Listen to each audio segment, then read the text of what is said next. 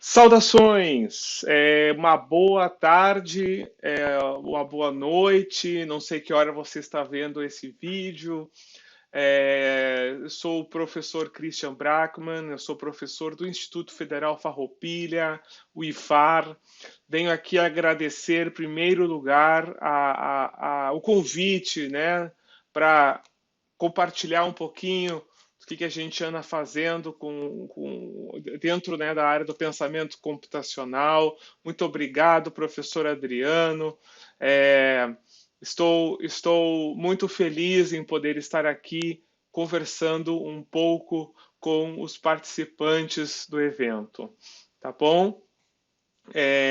Vim trazer para vocês a situação atual do pensamento computacional, o status, né, um panorama geral no Brasil. Tá? Eu vim falar um pouquinho o que é o pensamento computacional também, né? Alguns exemplos de como levar o pensamento computacional para dentro da sala de aula.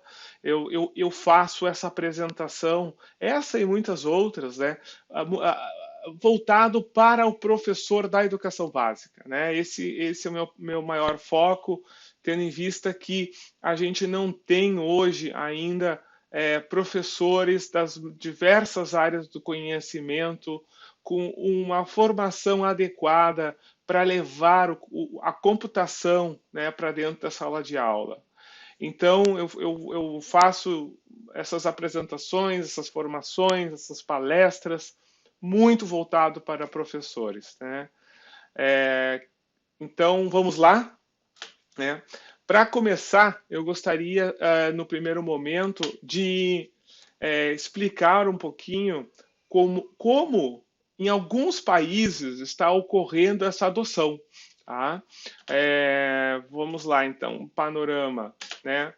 Nos Estados Unidos, né, desde 2015, então, a computação na sala de aula virou uma lei. Né? E a lei, antes da lei, perdão, antes dessa lei, as escolas já trabalhavam programação com os estudantes, porém, né, no histórico escolar do estudante aparecia apenas como sendo uma disciplina de matemática ou de ciências. E desde 2015 mudou essa realidade. Em 2015 já surge, então, a disciplina de computação, de programação, certo? De solução de problemas dentro das salas de aula, né? De tecnologia, certo? E isso foi, os Estados Unidos entendeu que era uma prioridade dentro da educação deles isso. Então, já em 2016, eles liberaram 4 bilhões de dólares, né? Isso daria em torno de 20, hoje com a cotação atual, mais de 20 bilhões de reais para permitir que todos os alunos das escolas dos Estados Unidos tenham acesso à formação adequada com a computação. Em 2017, criou-se uma outra lei, né, liberando mais 200 milhões de dólares por ano. Tá? Isso daria mais 1 bilhão de reais por ano para as escolas. De novo, para que todos os alunos dos Estados Unidos tenham acesso à computação sala de aula. Na Austrália, ele passou a ser uma disciplina obrigatória em 2015 também, tá? A disciplina da computação ela foi tão importante que as disciplinas de História e Geografia elas se tornaram disciplinas optativas. Veja bem como é importante isso também para a Austrália. Na Finlândia, a computação na sala de aula também se tornou obrigatória no ano de 2016, certo? Nos Emirados Árabes, também um outro exemplo, eles tentaram abordar essa questão de uma maneira diferente, né? Eles disponibilizaram diversos prêmios para os estudantes, aqueles estudantes que têm um rendimento melhor na escola, né, dentro da área da computação, também vão receber um prêmio de até US$ 1 milhão, tá? E eles pretendem também formar 1 milhão de codificadores em um curto período de tempo. Na Grã-Bretanha, tá? A computação ela é obrigatória no ensino fundamental, já no ensino médio ela é opcional, tá? Em 2017 eles liberaram R$ 634 milhões para formar 8.000 professores da educação básica. Tá? Há uma adoção também muito grande da Europa, em geral, né? Eu não vou conseguir listar todos aqui devido ao tempo, mas a gente pode ver exemplos na Alemanha, na Áustria, na Bélgica, Holanda, Dinamarca, Espanha, França, Portugal, entre tantos outros países que já aderiram à computação na escola. Tá? Na Argentina, um país próximo nosso aqui, em 2015, a computação na escola ela já virou lei, né? E também, junto com essa lei, se criou uma rede de apoio entre as escolas para a formação de professores. Tá? Além disso, lá na Argentina já existem cursos de especialização voltados especificamente para professores da educação básica, para levar a computação para dentro da sua disciplina. Então, são professores que são de história, de matemática, de física, e tem aula de computação, para eles aprenderem a levar a computação para a sua disciplina. Além disso, já existe inclusive um material didático de referência na Argentina. Tá? Então, é um caso, um case muito interessante que merece ser acompanhado. Tá? O Chile também é outro exemplo, onde ele então já incluiu, né, tanto no ensino fundamental e médio, conceitos de computação, certo? Eles chamam de tecnologia, mas ele não envolve só a utilização da tecnologia, o uso da tecnologia, mas também programação, né, tecnologia digital, entre outros, tá bom? E isso tem cada vez mais chamado a atenção de outros países, porque o PISA, né, que é aquele Programa Internacional de Avaliação de Estudantes, na sua próxima edição já vai incluir o pensamento computacional como sendo parte dos conteúdos que vão estar presentes na prova, tá? Também é uma coisa que nós temos que ficar de olho, porque o Brasil, né, ele precisa adotar a computação na escola o mais rápido possível para que os nossos estudantes eles também possam compreender, né, melhor essas questões que vão constar no PISA. Tá? Eu tenho uma palestra específica que fala de profissões do futuro, a motivação, né, um panorama mundial, onde eu explico bem melhor cada país. Tá? Se você quiser ver, o QR Code está aí para você acompanhar. Tá bom? Fica a cargo de vocês aí, se vocês tiverem interesse, entrar e acompanhar. Tá bom? Bem, mas afinal, o que é o pensamento computacional? Né? É uma habilidade fundamental para qualquer pessoa, independentemente da área que ela for trabalhar ou estudar posteriormente, certo? Programar também não é uma arte, não é uma nova forma de pensar como o robô e limitar a criatividade do estudante.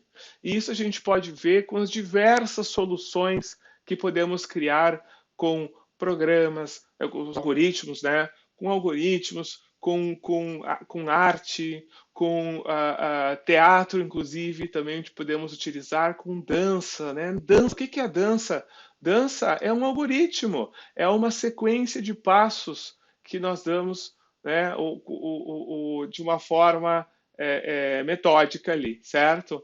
Então, a gente não pode pensar que a computação ela limita a nossa criatividade. Bem ao contrário, ela só aumenta, né, amplia mais ainda os nossos horizontes. tá? Então, muitas pessoas, muitos estudantes, no início têm um certo problema em entender, né, o algoritmo. Então, eu deixei esse slide exatamente para exemplificar isso, né? Então, você consegue criar o que você deseja quando. Perdão, você consegue criar o que você deseja quando programa. Eu até brinco, isso dá superpoder para as crianças, né? É, Depois, assim como a gente aprende a tocar um instrumento, há uma dificuldade. Não, você não aprende a tocar um instrumento da noite para o dia, certo? A gente pode demorar um pouco para aprender a tocar uma música no instrumento, da mesma forma que a gente vai ter alguma dificuldade ao aprender a programar. Mas isso é só no início. Depois, né, você aprende a ter esses superpoderes e toca adiante, né, os seus projetos pessoais. Além disso, é fácil errar quando se está pintando. Aprender a corrigir os erros é o que faz um artista ser grande. E aí também está a questão da gente debugar um código, de identificar onde é que está o erro, da gente corrigir esse erro, tá? Então são abstrações aqui que eu trouxe para vocês, que espero que ajude na compreensão do que é o pensamento computacional. A gente não pode confundir de maneira nenhuma o pensamento computacional com o simples fato de saber utilizar sistemas computacionais. Né? Alguns professores me dizem assim, não, mas eu uso o pensamento computacional na minha sala de aula, eu levo os alunos para o laboratório, eles usam o Word, o Excel, o PowerPoint, o Linux, certo? Mas, gente, isso não é pensamento computacional. Isso é só você utilizar o equipamento, né? A utilização é informática, isso não é computação, tá? O pensamento computacional é uma abordagem diferenciada na solução de problemas que utiliza conceitos da computação em conjunto com um pensamento crítico.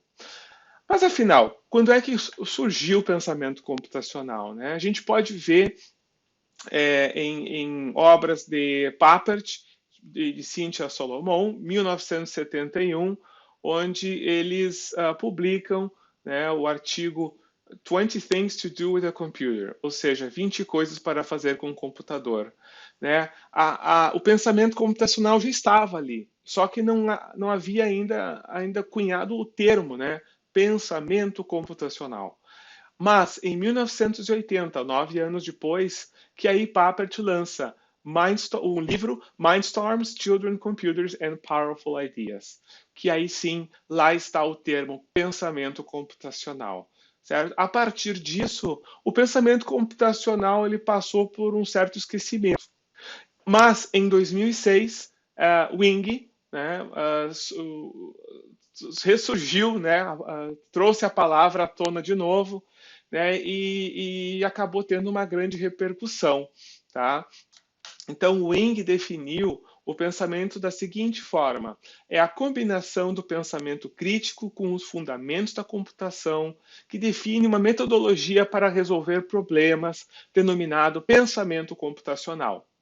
Além disso, ela diz o seguinte: é uma distinta forma de pensamentos com conceitos básicos da ciência da computação para resolver problemas, desenvolver sistemas e para entender o comportamento humano, habilidade fundamental para todos. E aí vem aquela mesma questão que eu falei antes, de não interessa qual é a profissão que os seus alunos ou qualquer pessoa vai ter no futuro, é importante você entender conceitos básicos de programação, de algoritmo, de solução de problemas, como as tecnologias funcionam, as tecnologias digitais funcionam, certo? Durante o meu doutorado, eu propus a seguinte definição do termo: o pensamento computacional é uma distinta capacidade criativa, crítica e estratégica humana de saber utilizar os fundamentos da computação nas mais diversas áreas do conhecimento, com a finalidade de identificar e resolver problemas de maneira individual ou colaborativa, através de passos claros, de tal forma que uma pessoa ou uma máquina possam executá-los eficazmente. Tá bom? Quem quiser ver a minha tese, está ali o QR Code. Então, pessoal, o que eu quis dizer é o seguinte: a gente pode trabalhar o pensamento computacional, mas não é necessário você ter um computador para isso. Por quê? Porque a gente, né, eu não sei vocês, né? Eu sou da área da computação, eu aprendi muito da computação usando um caderno, um lápis, uma caneta, uma borracha, certo? Então a gente pode levar isso também para as crianças. E existem muitos exemplos disso. Eu vou trazer para vocês alguns exemplos daqui a pouco, para que vocês consigam entender, né? Porque muitas pessoas me perguntam assim, mas Christian, professor Christian, como é que eu vou levar para os meus estudantes lá do ensino infantil ou então do ensino fundamental conceitos da computação, certo? Eu vou mostrar para vocês isso em seguida, tá? Só para complementar, quem né, quiser entender melhor quais são, perdão, quem quiser encontrar outras definições, estão na minha tese, mas também estão no site computacional.com.br. Vai lá, tem várias definições para você acompanhar, tá? Ainda, gostaria de deixar claro que não adianta um colégio, uma instituição adquirir uma infinidade de dispositivos tecnológicos para suas salas de aula, pois não vai garantir a melhor educação. Porém, pode ser o meio pelo qual os estudantes encontram alternativas para a solução de problemas complexos, certo? Então, um computador, ele é um protagonista da questão, mas a gente não necessariamente precisa de computadores para trabalhar ou desenvolver o pensamento computacional dos estudantes, tá? É importante também citar aqui que o pensamento computacional não é apenas aprender a codificar programas, a programar, é muito mais do que isso, né? Algumas iniciativas têm focado apenas no ensino de programação como uma habilidade usando argumentos ligados a preencher vagas de trabalho na área da tecnologia.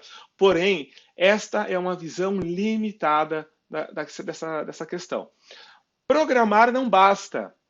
É preciso aprender a conceber, testar e avaliar algoritmos que resolvem problemas e que podem se tornar programas. Entenderam a diferença? Ó, é a mesma diferença entre ler e interpretar um texto, certo? Então a gente pode puxar isso também para a área da computação. Muitos professores também vêm questionar, professor Christian, mas assim, ó, será que a minha disciplina ela vai sumir, né, da grade curricular? E eu falei, não é essa a intenção. Né? A intenção não é competir ou substituir outros conteúdos ou disciplinas, mas sim complementá-las. Tá? Dessa forma, é possível se beneficiar em todas as disciplinas com a finalidade de enriquecer e amplificar as lições que estão além dos limites das aulas de informática, tá? Ainda complementando o slide anterior, né? Quando nos tornamos fluentes a ler e escrever, não fazemos para nos tornarmos escritores profissionais. Na realidade, poucas pessoas se tornam escritores profissionais, mas é útil para todos que aprendam a ler e escrever. Outro exemplo é a matemática na escola, pois não se forma um matemático, mas um estudante que saiba fazer cálculos de uso rotineiro, dia a dia. Da mesma maneira, o desenvolvimento do pensamento computacional nas escolas não possui a intenção de formar cientistas da computação. Certo? Então, espero que tenha deixado um pouco claro, né, o que é o pensamento computacional. Mas vamos adiante, não acabou ainda. Vou falar um pouquinho agora dos 4 pilares do pensamento computacional. Vamos lá. Quais são eles? Quais são esses pilares? Né? A abstração, ela foca nos detalhes que são importantes, enquanto informações irrelevantes elas são ignoradas, ok? Esse é o papel da abstração, o pilar da abstração no pensamento computacional é essa, focar no detalhe e ignorar as informações irrelevantes. Decomposição envolve a identificar um problema complexo e quebrá-lo em pedaços menores e mais fáceis de gerenciar depois, ok? O reconhecimento de padrões. Cada um desses problemas menores que a gente decompôs, né, podem ser analisados individualmente com uma maior profundidade, identificando problemas parecidos que foram solucionados anteriormente, que é o reconhecimento de padrões. E, por fim, algoritmos, né, onde passos ou regras simples podem ser criados para resolver cada um dos subproblemas encontrados, né? Tanto na decomposição, no reconhecimento de padrão e abstração. Ok? Espero que tenha ficado mais claro. Então, esses 4 pilares aqui, a gente pode dizer que são os 4 pilares do pensamento computacional. Tá bom? Espero ter ajudado vocês a compreender um pouco mais o que é o pensamento computacional. Mas vamos exercitar um pouquinho os 4 pilares do pensamento computacional? Vamos lá. Eu trouxe um exemplo para vocês da soma algorítmica. Tá? O que é a soma algorítmica? Eu vou pedir, né? Eu gostaria muito assim, ó, que vocês fizessem essa atividade em casa, mas eu trouxe um exemplo aqui, eu vou ter que falar agora, infelizmente. Gostaria muito de poder participar com alguém de vocês, né? Mas vamos lá. Explicar os passos necessários para resolver essa conta armada. Né? A gente tem ali uma linha, diversas linhas, perdão, e ali nessas linhas, então, a gente tem que escrever as etapas, a sequência, né, de instruções necessárias para resolver aquela conta armada. Será que vocês conseguem? Bem, se vocês quiserem pensar um pouquinho, pausa o vídeo, não sei se vai ter essa possibilidade, mas se possível, pausa o vídeo, certo? E depois você despausa quando quiser ver o resultado. Vamos lá. Primeiro, a gente pode trabalhar com colunas, certo? Então, vamos pegar a primeira coluna. E essa coluna, o que a gente vai dizer para o nosso algoritmo aqui, para a nossa sequência de passos, tá? Ó, comece com a coluna na extrema direita. Por quê? Porque a gente inicia, né, com as unidades, depois as dezenas, centenas e assim por diante, ok? Nesse caso aqui, a gente está chamando de coluna, tá? Então, na coluna, vamos começar com a da extrema direita. Vamos lá, seguindo. O que fizemos agora? Bem, tem que somar, né? Tem que somar o valor. Vamos pegar todos os números da coluna e somar. E agora, o que fizemos? Temos que escrever o número abaixo da linha. Certo? E depois, qual o próximo passo? Você sabe? Será que é pular para a próxima coluna? A coluna da esquerda? Mas a coluna da esquerda é o 1 e o 4, né? Então, vamos utilizar um outro termo, que é pule para a coluna diretamente à esquerda. Ok? E aí, o que nós fizemos? Você tem. Eu gostaria muito de escutar o que vocês estão falando, mas eu vou ter que dar a resposta, né? A gente simplesmente executa o mesmo algoritmo a partir da linha número 2. Ou seja, repita os passos a partir do item 2 até acabarem as colunas. E aí a gente consegue resolver todo o nosso algoritmo. Tá ok?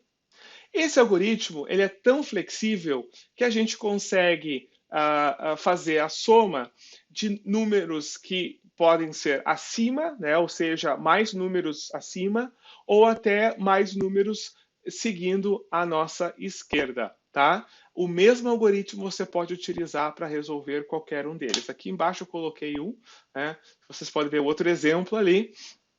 Então, o mesmo algoritmo você pode utilizar para resolver essa conta armada. Note que, até eu coloquei uma nota ali no cantinho, esse algoritmo é uma versão simplificada para a gente resolver um problema com números inferiores a 10, tá? Se for superior a 10 ou superior, aí você tem que fazer um outro algoritmo. Eu já vou mostrar uma parte para vocês. Bem, veja bem, voltamos à questão ali dos pilares, tá? A gente trabalhou abstração. Por quê? Porque a gente teve que analisar toda a conta armada, verificar quais informações eram importantes, quais não eram. Você concorda?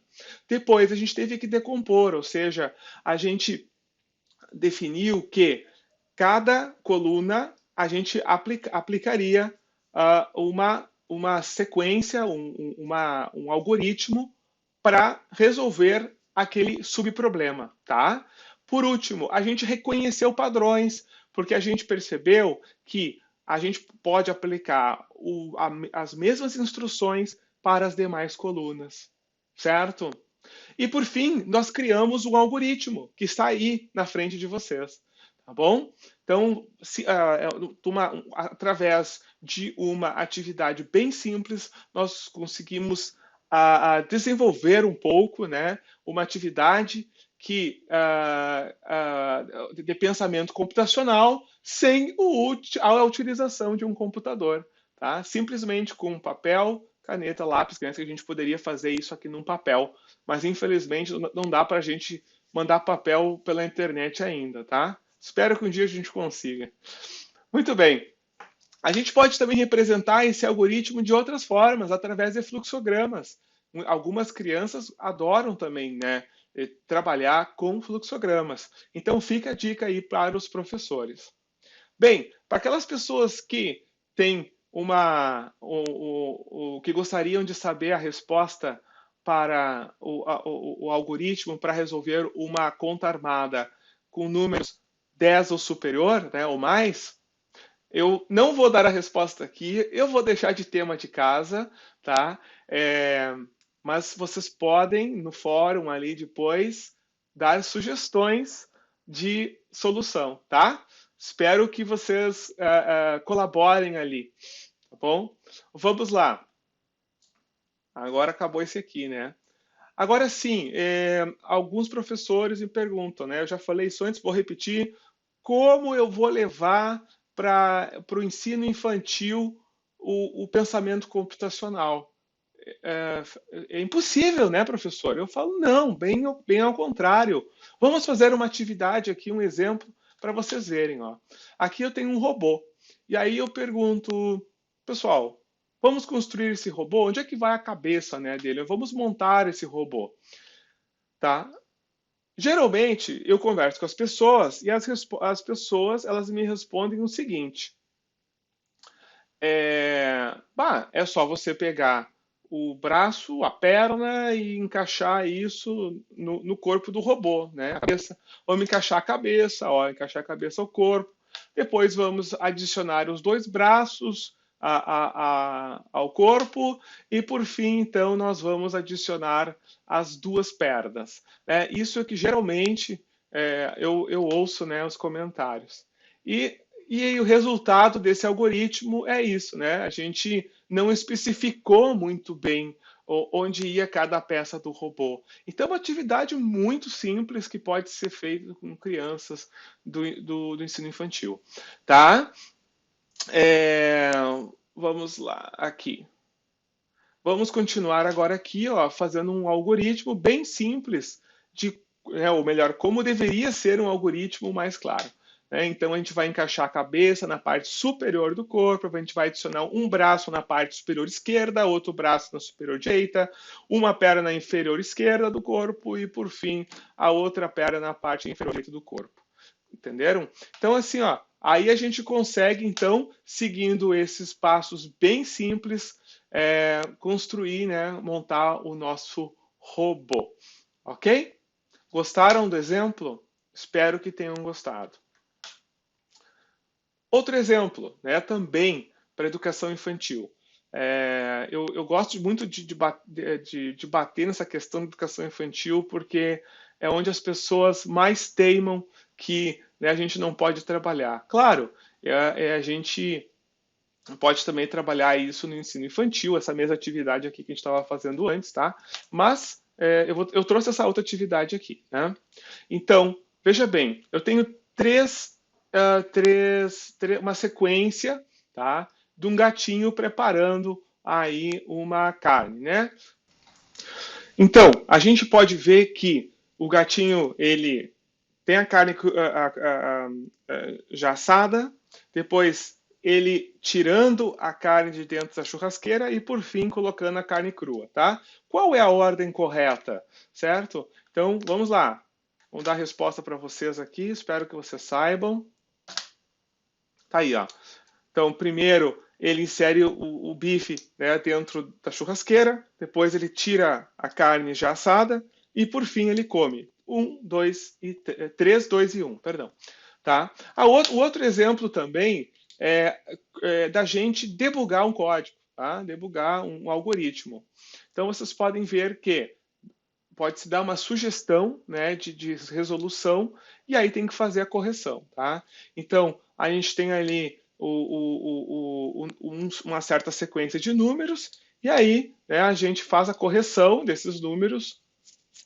E aí vocês podem ver que no primeiro lugar ele corta então a salada, depois ele coloca a salada dentro de um bowl, né? E depois ele coloca o azeite e por fim ele mexe bem todos os ingredientes, certo? Também uma atividade super simples, utilizando apenas números para debugar um algoritmo, tá bom? Bem, mas não para por aí, né, pessoal? Uma receita é um algoritmo, né? Pega a farinha, coloca a farinha, pega o leite, coloca o leite, misture bem, espere 30 minutos, e assim por diante, né? A gente seguindo uma sequência de passos, então a gente consegue resolver um problema.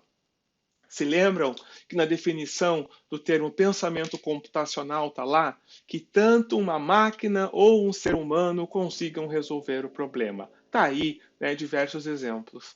A mesma coisa é para atar um tênis, para preparar um chá, ou até mesmo para fazer o cálculo se o aluno passou ou não em alguma disciplina, tá? Tem aí já um algoritmo, né? Tem a nota 1, a nota 2, isso vai dar a média. Se a média for igual ou superior a 7, o aluno está aprovado, senão ele não está. Pronto, acabou. É de uma maneira muito simplificada, claro, né? Mas é só para a gente entender melhor aqui o como fazer. Vamos lá, o próximo exemplo, o pseudocódigo, né? O pseudocódigo eu trouxe para vocês uma imagem bem recente, né, do Cascão lavando as mãos, que a imprensa repercutiu muito na imprensa, né, devido à pandemia. Então, a atividade aqui, o exemplo é como fazer um pseudocódigo. Então, vocês saberiam como é que a gente lava a mão? Né? Tem que pensar um pouco, porque a gente faz isso de uma maneira tão automática que a gente não se dá mais por conta como é que é, né? Mas vou ajudar vocês, tá? Vamos lá, abrir a torneira, molhar as mãos, pegar a barra de sabão, ensaboar as mãos, esfregar as duas mãos, enxaguar as mãos, fechar a torneira. E tem um erro no nosso código aí. Você sabe identificar qual é?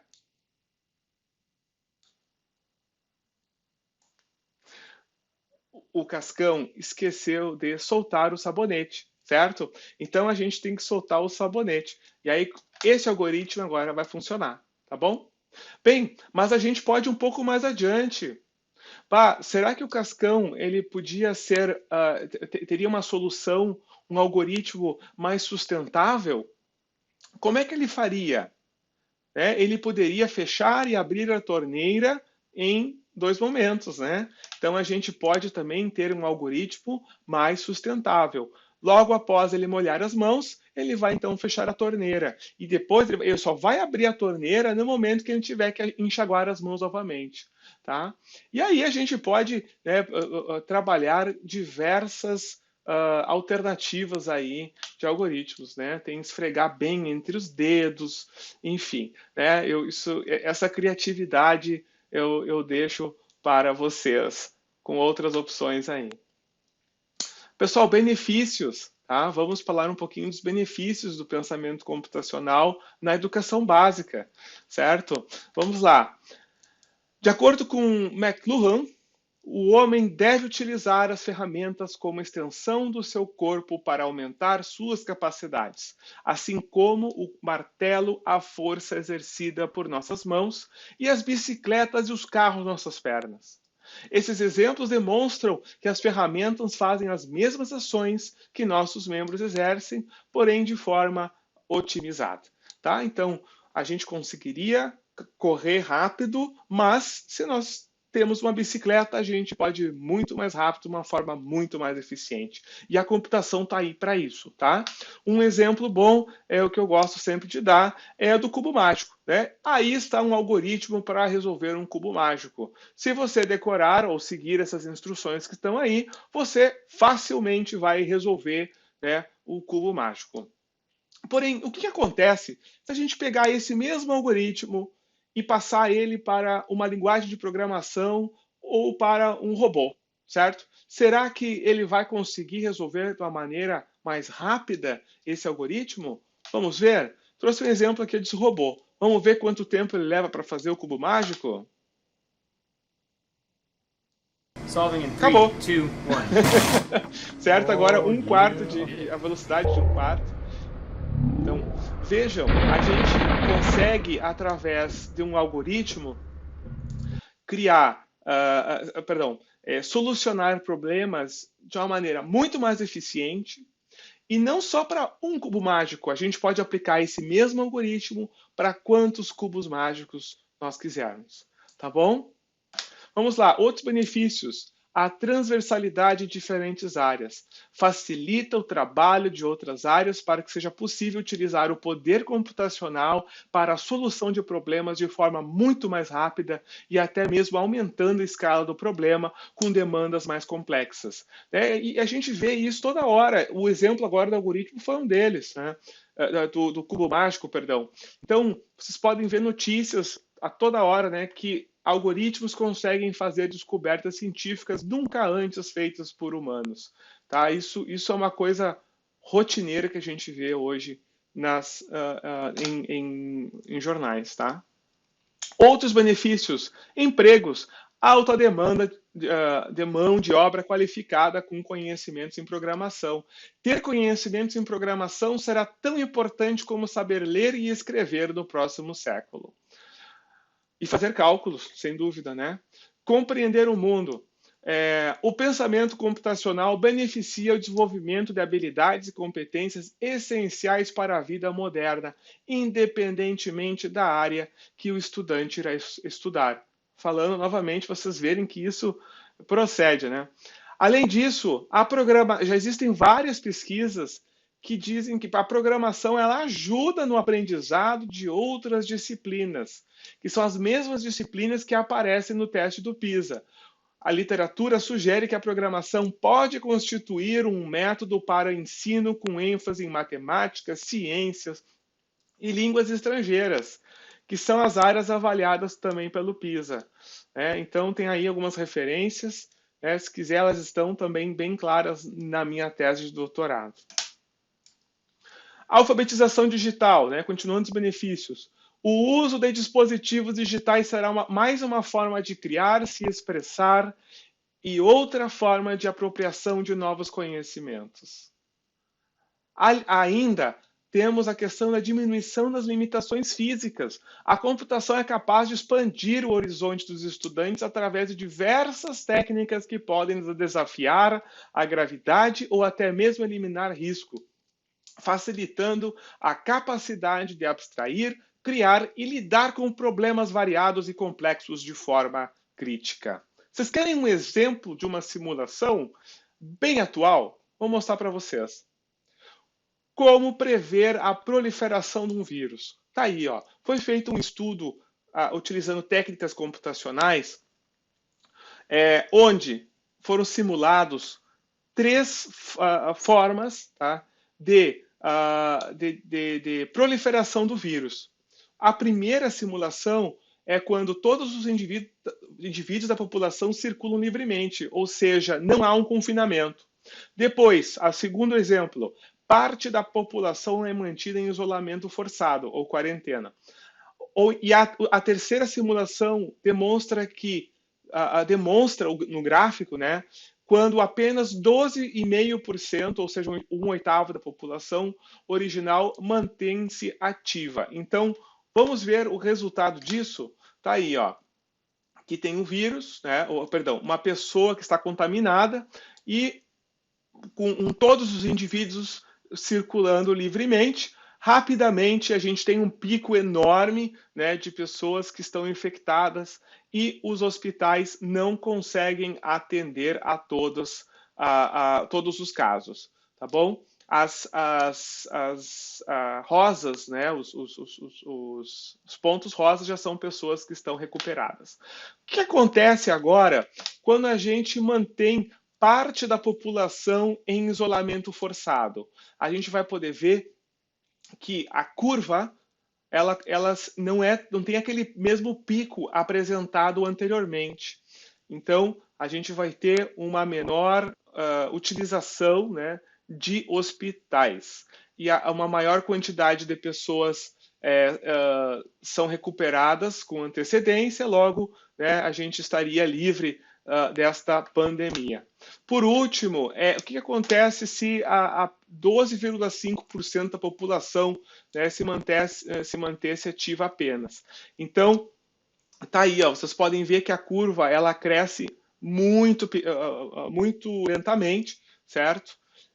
Isso seria também uma terceira opção. A questão que eu trouxe aqui para mostrar para vocês é de como a computação pode ajudar, por exemplo, uma aula de ciências numa escola, certo? Aqui você pode ver um simples algoritmo desenvolvido em Scratch que faz aí que executa o mesmo algoritmo que eu mostrei agora para vocês, que foi uma reportagem, né, divulgada aí pelo Washington Post. Mas a gente consegue fazer isso no Scratch. Você consegue fazer isso, os seus alunos conseguem fazer isso em casa. Não é um bicho de 7 cabeças, tá, pessoal? Tá aí, ó, é um algoritmo curto, tem para quem quiser baixar para testar, é só você entrar lá no site, no grupo nosso do Facebook do Pensamento Computacional Brasil, está lá o arquivo para você baixar e testar, tá bom?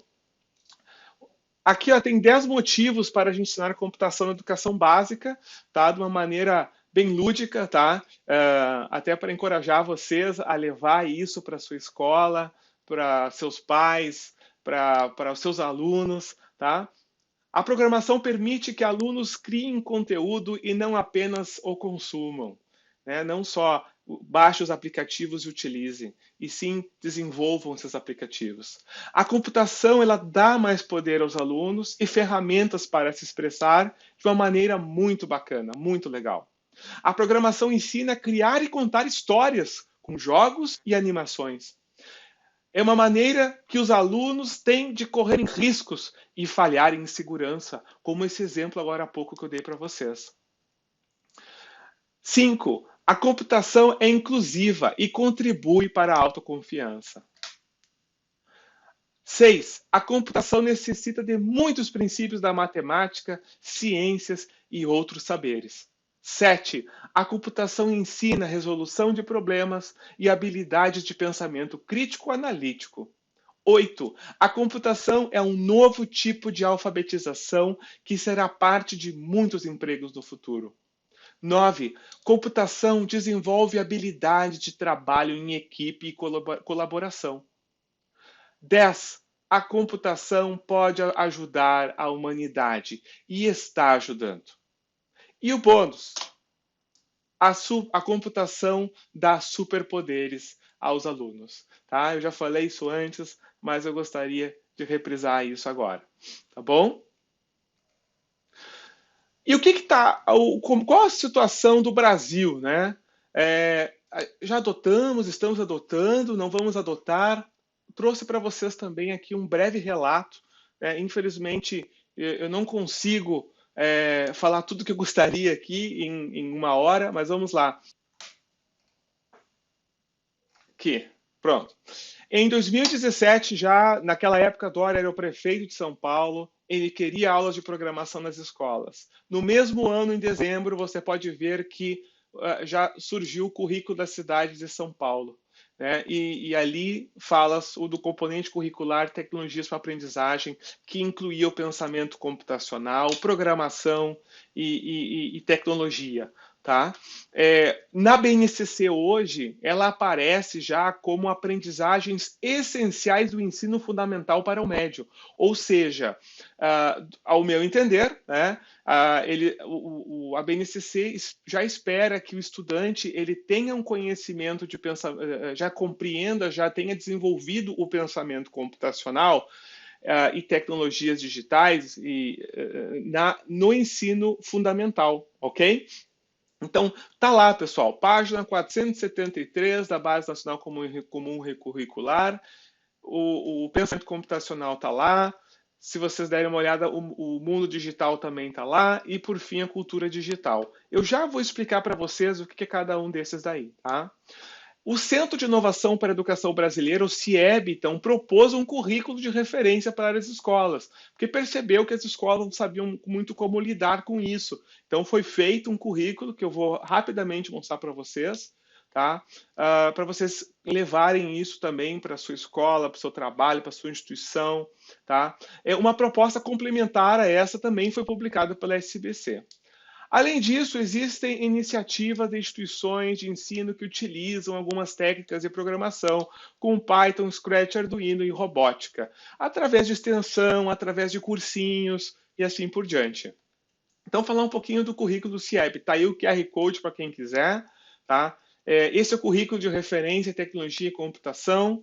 Ele foi criado com a intenção ele se baseou, né, no currículo da Grã-Bretanha, dos Estados Unidos, da Austrália, da SBC e da Base Nacional Comum Curricular. Então, juntou-se todos esses elementos e então surgiu o currículo de referência.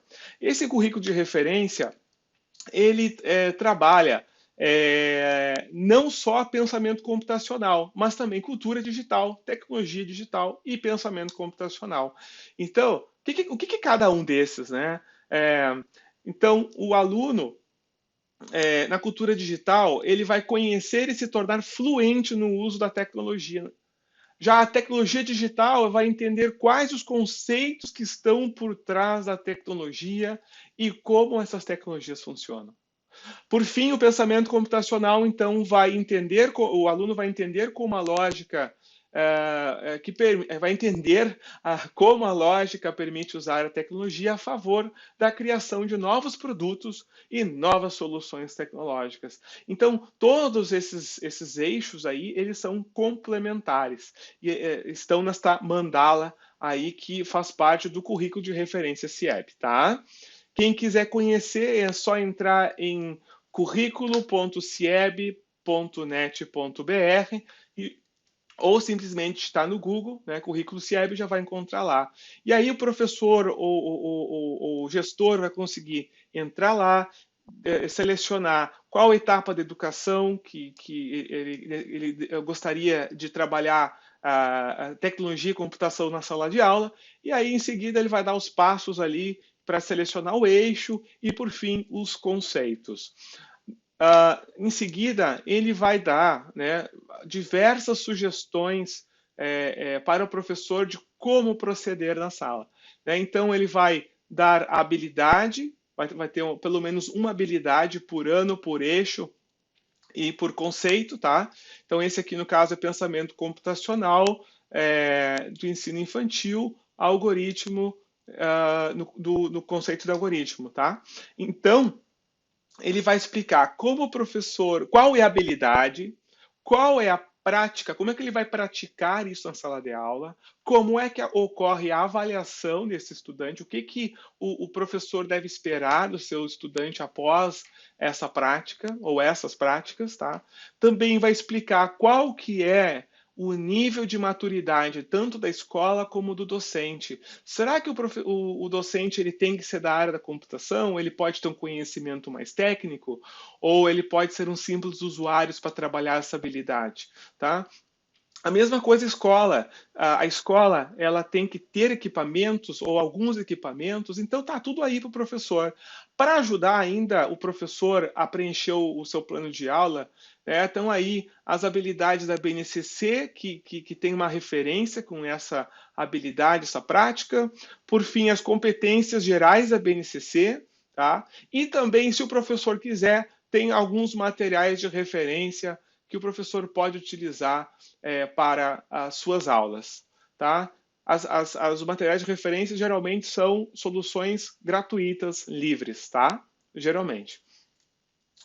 Este currículo está sendo adotado em território, em várias escolas, tá? No Brasil, e também pelo Estado, né? Por exemplo, aqui, o Estado da Paraíba já criou o seu currículo disciplinar, onde inclui, né, o pensamento computacional do currículo CIEB que está lá, certo? Todas as habilidades estão já previstas no currículo da Paraíba. E para quem quiser levar o pensamento computacional, a computação e a tecnologia para o ensino médio, existe também, né, o itinerário formativo do ensino médio, tá? Tá aí, quem quiser, novoensinomedio.mec.gov.br/guia, tá? E vai ter lá o itinerário formativo de cultura digital e o de computação. É só baixar e dar uma estudada, tá bom? A nível governamental, né, a gente tem um projeto de lei que está correndo agora no Senado, da senadora Mania do Carmo, e ela está tentando, né, levar perdão, a formação para professores de educação básica, como levar a computação para a sala de aula nas diversas disciplinas. Além disso, o Plano Nacional do Livro e do Material Didático do FNDE, que é o PNLD, já incluiu o pensamento computacional como um critério eliminatório no edital de convocação, tá? Onde ele cita garantir desenvolvimento do pensamento computacional de forma metódica e sistemática por meio de diferentes processos cognitivos. Analisar, compreender, definir, modelar, resolver, comparar e automatizar problemas e suas soluções. Por fim, eu trouxe um outro exemplo aqui, ó, de escolas, né, que são iniciativas privadas, não governamentais. As escolas, os cursinhos, já perceberam que a programação é o novo inglês, tá? Então surgiu já Super Geek, Happy Code, Buddies, Control Play, Dragon Byte, Escola Pixel, Config Geek, Mad Code e muitas outras escolas que já perceberam essa oportunidade. Então vale a pena também dar uma conferida nessas propostas. Quem quiser saber mais sobre pensamento computacional, entra no site computacional.com.br, tem um link lá para o currículo de tecnologia e computação do CIEB, tem também um link para o nosso grupo no Facebook, onde tratamos somente de pensamento computacional. A gente sempre anuncia as novidades por lá.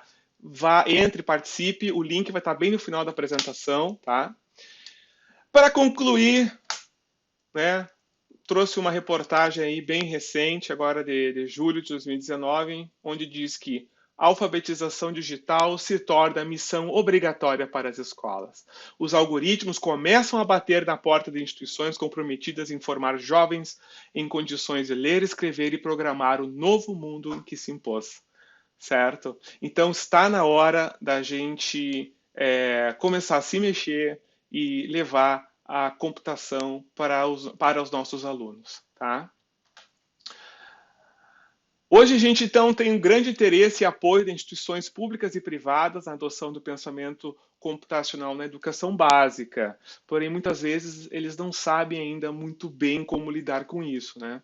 É essencial nós divulgarmos e cobrarmos dos legisladores para que estejam cientes da importância da computação nas escolas. Eu já falei isso antes, né? Daí todos, desde crianças até idosos, devem ter acesso aos conceitos da computação. E vocês já vão ver por quê. Tá? O que sabemos até agora? A computação é uma competência fundamental para cidadãos do século XXI. Todos os países trabalham o tema, ainda que de formas diferentes.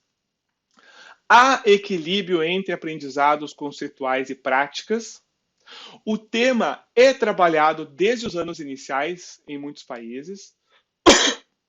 É importante trabalhar conteúdos como cultura digital, pensamento computacional, mundo digital, o que inclui também o uso ético, responsável e cidadão das tecnologias.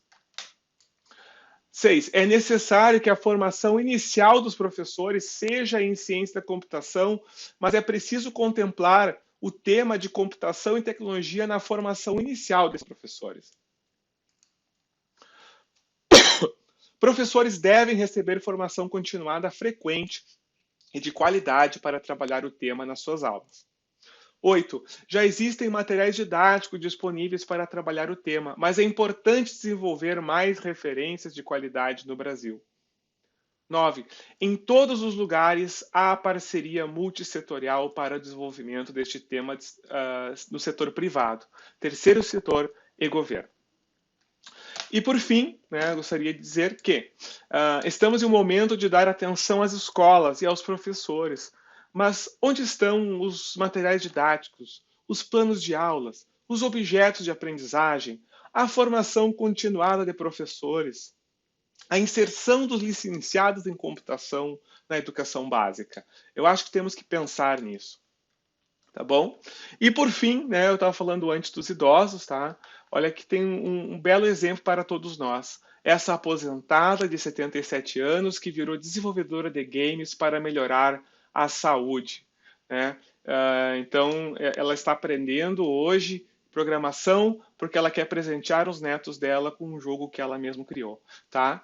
Então é um exemplo muito bacana para todos nós, tá bom? Pensamento computacional, entra lá em computacional.com.br, tá? Aqui está meu e-mail de contato para quem quiser contatar. Quem quiser também conhecer um pouco mais do trabalho, procura ali pelo Como Será Pensamento Computacional, tem no QR Code ali também, onde explica melhor. Quem quiser participar também do nosso grupo no Facebook, está aí o link, tá? Mas também o link está lá no site do Pensamento Computacional. Muito obrigado por sua atenção, espero que vocês tenham gostado, né, da temática. Espero revê-los em uma outra ocasião, tá? E espero que passe logo esta pandemia e a gente volte às nossas rotinas, né? Um forte abraço a todos. Muito obrigado mais uma vez pelo convite em participar do evento. Um abração a todos e tchau, tchau.